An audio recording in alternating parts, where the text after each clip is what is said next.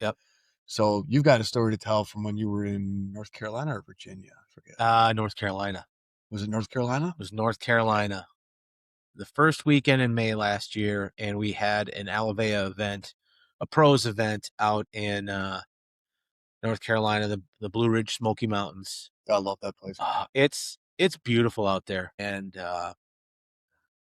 we were staying in one of the homes, and then like they're kind of broken into neighborhoods, and then there was like a community fire pit, like each like little section has like a little community area and fire pits, Common area and stuff.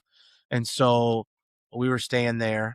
It was a wedding party and a wedding.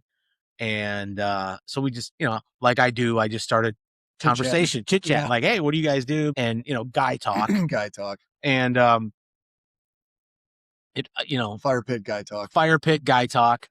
And to paint the picture probably even better is I was wearing flip-flops pants. So I had Cookie Monster pants, flip-flops, and a Hawaiian red shirt. So I, and I was sure wasn't it? It was a button-up Hawaiian shirt, and I had it unbuttoned to like here. You know what I mean? Because you were rocking the Einstein hair. Yeah, I had the Einstein hair. At that point, I hadn't cut my hair for like 32 months. And and I'm smoking a cigar, right? Yeah. And I got Teresa with me, who's 11 years younger than I am, a very good looking gal. And so I'm talking to these guys about guns and this and that. And you said you thought they were there for like a wedding party? Yeah, they were there. They were there for a wedding, and some guys were from Florida and some guys were from Virginia and all over the place. All over the East Coast, right? And I got the feeling that every dude at this fire pit had military experience, just how they were dressed, how they were, but he said he was a contractor, which can mean a lot of things. Could mean a lot of things. Now I know that, but at the time I'm like, oh, you guy builds houses, probably not. and so we're talking, and one of the guys asked me, he goes, oh, did you ever serve in the military? Just because of the way you guys. Just because we were talking about firearms, and we were talking about Norfolk, Virginia, and I think I said, hey, my brother went to school with guys that were, SF guys, because that's facts. And we were talking, and one of the guys said, oh, did you ever serve in the military? And I said, absolutely not. I mean, I think my quote was, I think my feet had too high of arches, or I said something like, smart assy, and like, no, but I was, one of my best, and then that's how you came into the conversation. I go, oh, one of my best buddies was, he was TACP. And when I said that, like three dudes, like you could tell they wanted to listen. They were listening. They were listening the whole time. They were listening, but they weren't like trying to listen, And then when I said that, like two of the six kind of like joined the conversation. Kind of wandered over. Like, yeah. And, really?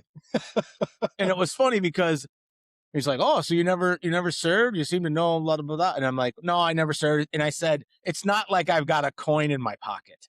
Yeah. That's what I said. I thought you said, it's not like I have a pocket full of coins. That's what I said. Yeah. I think you said, it's not like I have a pocket full of coins. That's what I said. It's not like I have a pocket full of coins. And when I said that, then everybody, it was like, like at the party when someone bumps the record player, it goes, and there's like silence. Like that's when the Black Eyed Peas song stopped. And that's when everybody was like, wait a minute. Why does this guy know about coins? All these things. And it's just because I've been talking to you, Yeah. And they're like, why are you here? Like, what do you do? What are you doing here? So to before you continue this, just as a point of mention in this part of the story, Special Operations works with the agency a lot overseas. Yeah. And to your credit, the way you presented yourself and the things that you knew, the very specific details of military and locations and overseas and weapons.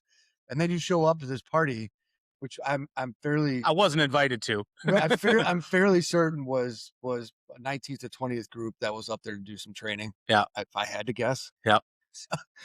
And I've worked with, and I know a couple of those guys. Of course, it's 10 years ago, whatever it is now, but and I did multiple tours as a contractor with a number of those guys. It's a small world. It's a pretty small world, right? It's a pretty small world, but when you're overseas doing that type of stuff, you're working with the agency a lot. And most of the agency guys all the girls are like models. Yeah.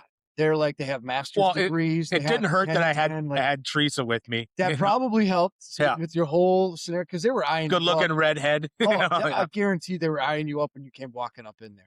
And they Mhm. probably thought a number of things. They probably thought he's either an agency guy and he recognizes us and he just wants to bullshit with us Yeah. and hang out with us because we would hang out together overseas. Yeah.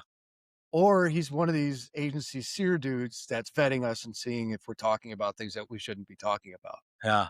So that's immediately in my mind when you told me this story, I was Yeah. like, one of those two is probably what these guys thought you were. Yes. Just to give you some backstory of probably what they were thinking of And it. when then you look at how I was dressed. Yeah.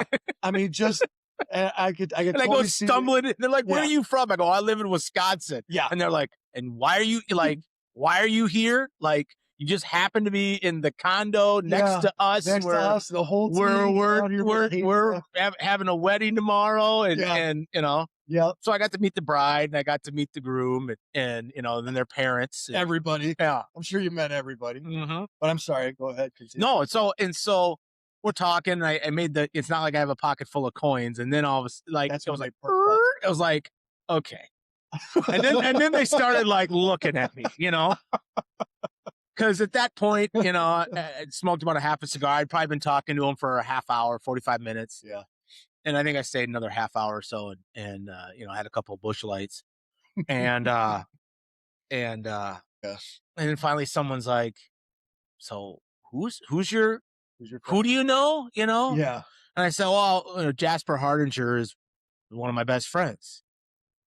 And like no, like it was funny because everybody did like the eye, like oh, and one guy who was a shorter, he was probably 5'6", And I'm pretty sure I know who that guy and he is. had like a full like reddish beard. I mean, Yeah. No, I'm he like, looked like a guy that all these guys looked like they were in very good physical condition. yeah. And they looked like they could all handle themselves. Yeah. And so I said, "Oh yeah, you know, one of my best friends is Jasper Hardinger." And they're all like hmm. And then this guy with the beard, the red hair guy, he turned around and he looked at me and goes, "Of course you know Jasper."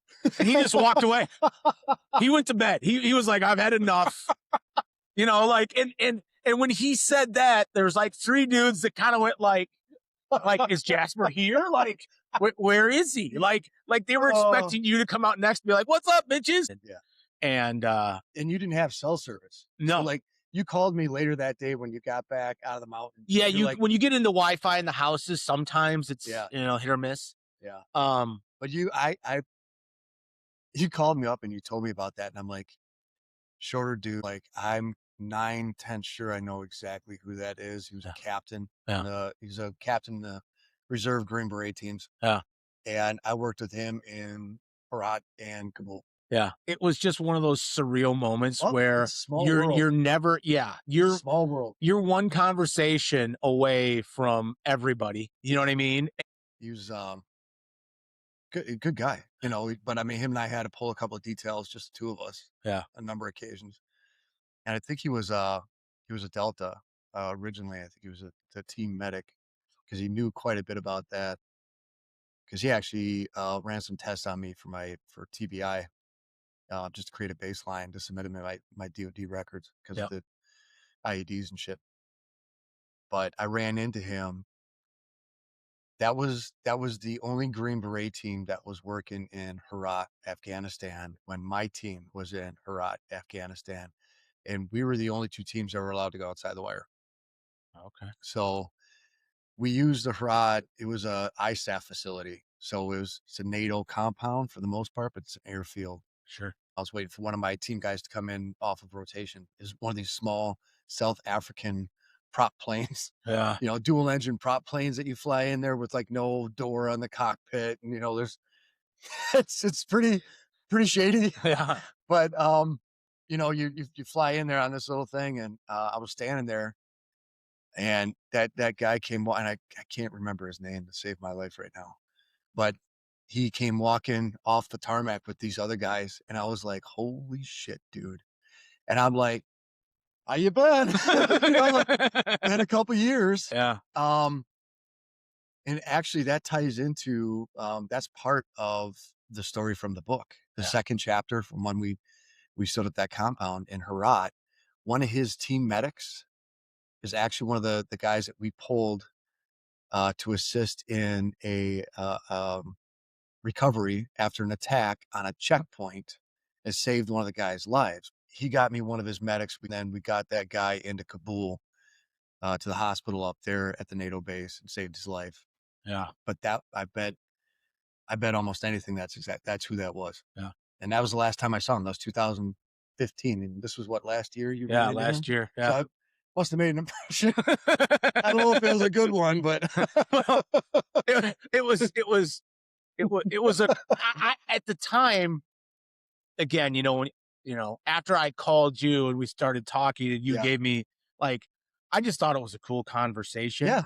Oh, I'm sure it was. you Yeah. know what I mean? So I didn't look at it from the perspective that as soon as I walked up there, like, Who's this who is fucking this guy? guy? Yeah. Who's this fucking guy? And again, like you said, it probably didn't hurt that you had a younger, very attractive woman with you, That always because helps. every freaking agency chick I've ever run into overseas, Yeah. I don't know how they all have masters and PhDs, but apparently they do. Yeah. Most of them anyway.